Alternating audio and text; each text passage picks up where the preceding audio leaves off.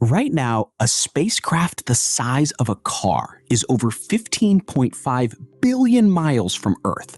It has been flying for 49 years. And 3 days ago, NASA switched part of it off. Not because it failed, because keeping it on would force an automatic shutdown NASA might not recover from in time. This is Voyager 1, the most distant object humanity has ever built. And it is running out of time in a way nobody can stop.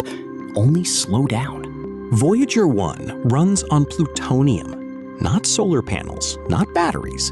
A device that converts heat from decaying plutonium into electricity. No refuel, only rationing. And it loses about 4 watts every year. When Voyager launched in 1977, that was not a problem. Today, after 49 years of that decay, every watt matters. On February 27, during a routine maneuver, Voyager 1's power levels dropped without warning. Engineers at JPL watched the numbers fall toward the threshold where the spacecraft's own fault protection system would begin shutting things down automatically. A recovery from that state takes weeks. Here is why that matters. A command sent to Voyager 1 takes 23 hours to arrive. A response takes 23 hours to return. A single exchange, nearly 2 days. They had to act before the spacecraft acted for them. Last year, they shut down the cosmic ray subsystem. Another instrument, gone.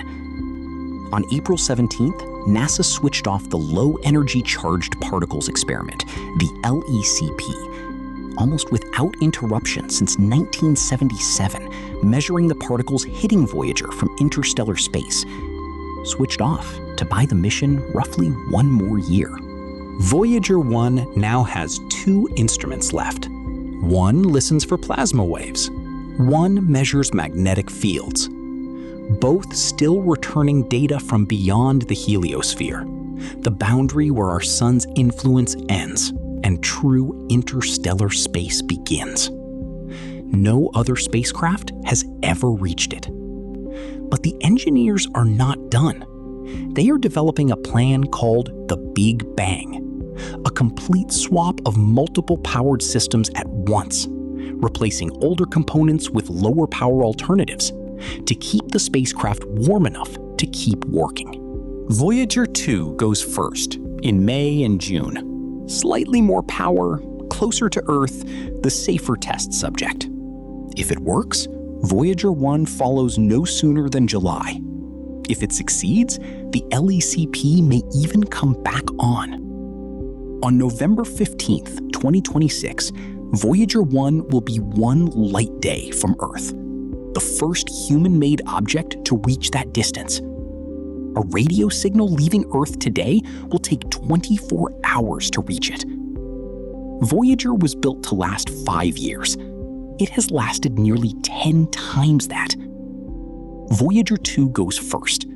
If it works in June, Voyager 1 follows in July. 1 light day is November 15th. Subscribe. We will cover both.